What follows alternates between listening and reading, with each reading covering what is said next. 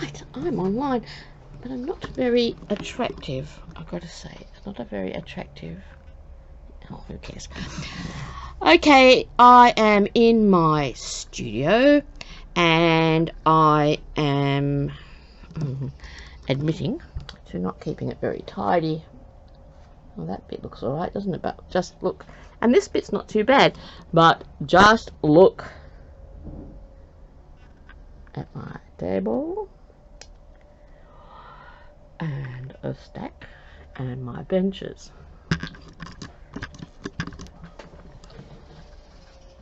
And there's an even better view. Well, some of it's not too bad. And the major reason it's not too bad is I've not really been using it.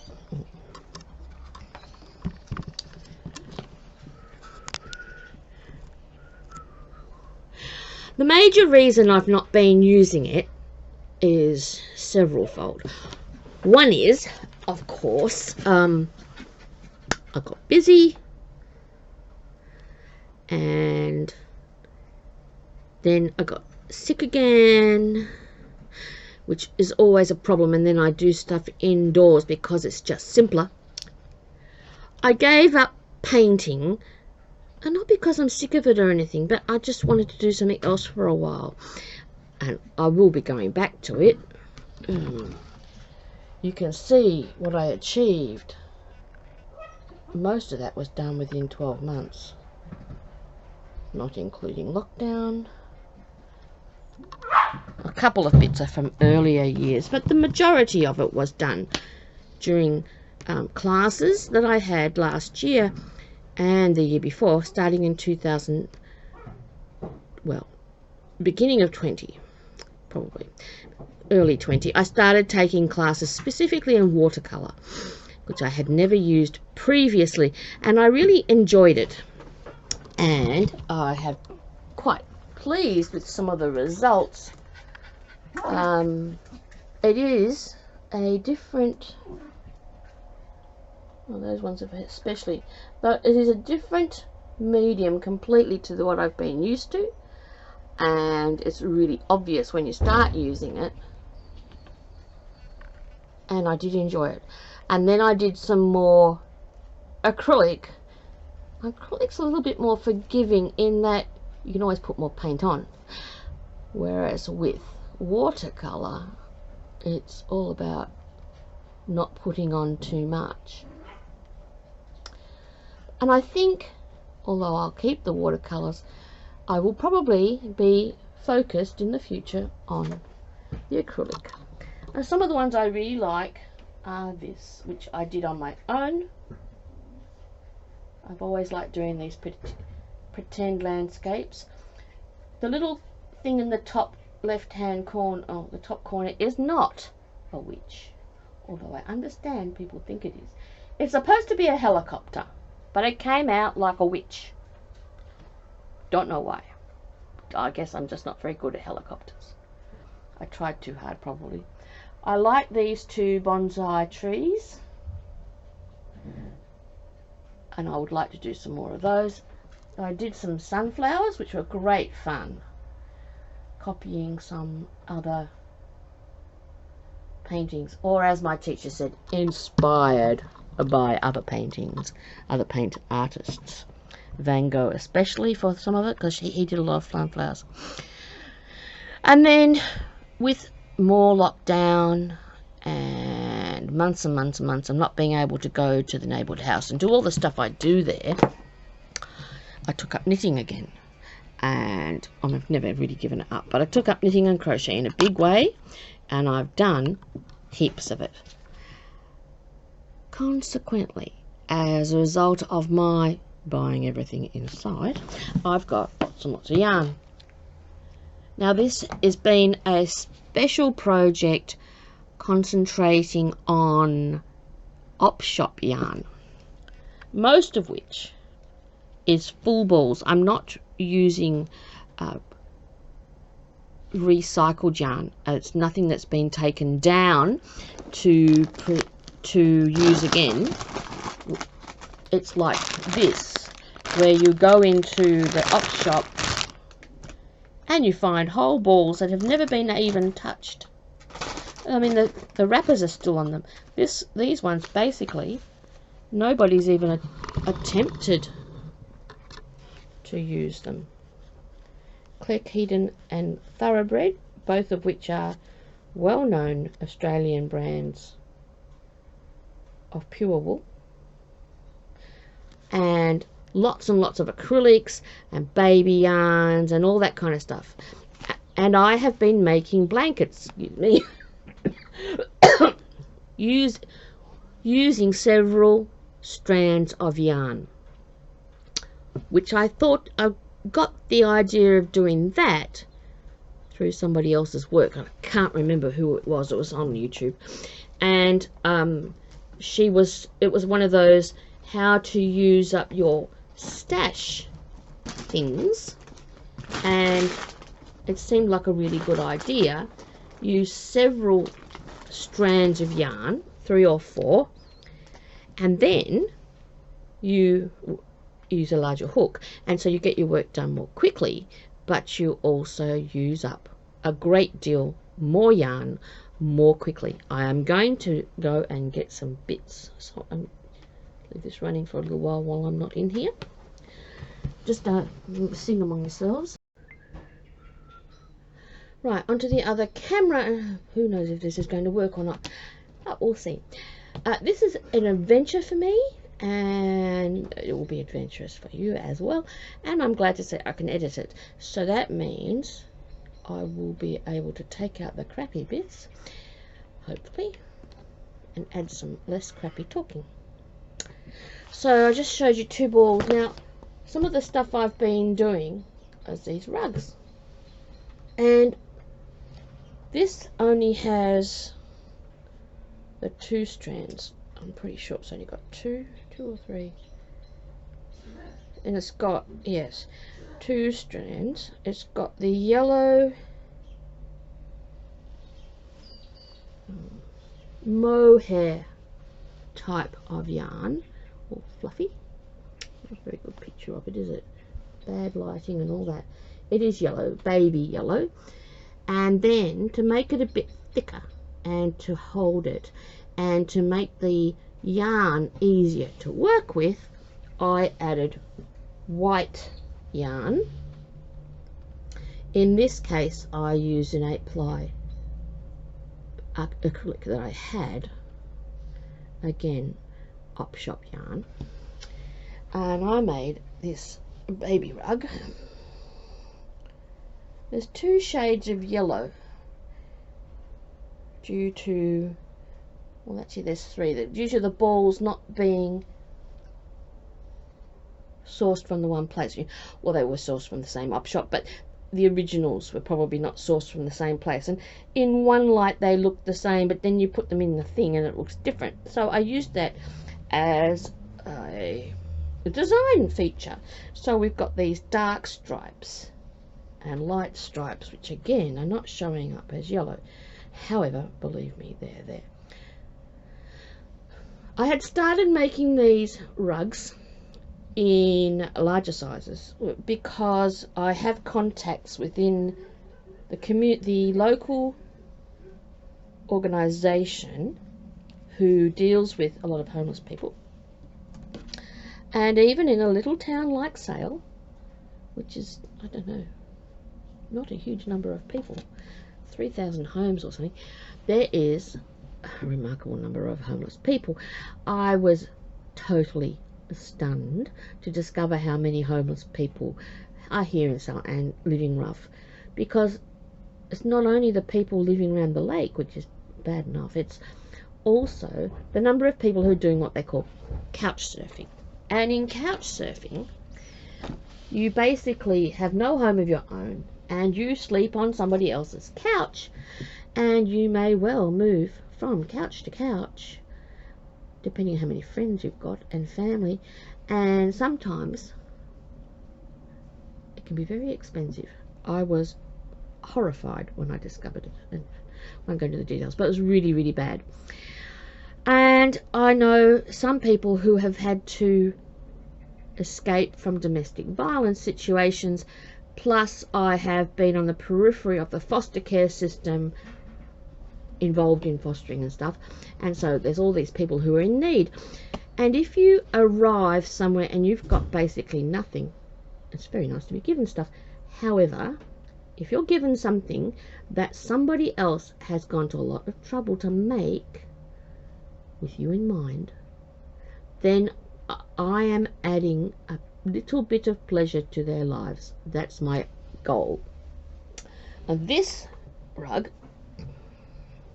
is really neat size. It's 1 meter by 1 meter. It's not very big, but there's 3 yarns in here. I wish I could, don't know how to make it pick up the color. There's a deep green, or sort of a deep leaf green, I suppose you could call it, not brighter leaf green. There is a brown bobble yarn, which is the piece I started with, that I was trying to do something with. And then there is a white, well actually it's not actually white, it's white and khaki acrylic, very thin, that I used as a 3rd yarn. Sometimes it's very hard to tell if I've got it in the camera or not. To bulk it out, I tried it with just the green and I didn't like it, so I took it down and added the 3rd colour, and it really made a difference. And it's come out somewhat camouflage, which was a serendipitous thing, a surprise. I didn't expect it, but I'm very pleased with it, because somebody had said to me, oh, don't forget there's lots of blokes out there as well as women and children, and there's, even among the women and children, not everybody likes pretty, and I do have a tendency to lean towards pretty. So I thought, aha, and I had the yellow bobble yarn I'd picked up somewhere, and on its own it doesn't knit well. It's just a bit of a bummer actually. So I thought, how can I use it in a useful way that's not too difficult to work, and that is nice and warm and effective, and I thought that would work. So it's turned out rather nice. I'm very pleased with that. This is another baby style rug, although it would do for someone large. It's quite large, but great as a cot rug. And I had this white mohair style yarn, quite a few balls. I had about 5 balls of it, I think. And I actually did purchase the acrylic I put with it, because I couldn't find any in my stash that I wanted. I wanted it to be multicolour, suitable for babies, and I rather liked it in the ball. It was one of those $2 yarns you pick up at the reject shop or wherever, and I really liked the way it came out. It's just the 2 threads, and then around the edges I crocheted single chain all the way around, a single crochet rather, all the way around, and then these little doozies around the edges, these little clumps around the edges. So that one's rather nice. I quite like it. It's much bigger.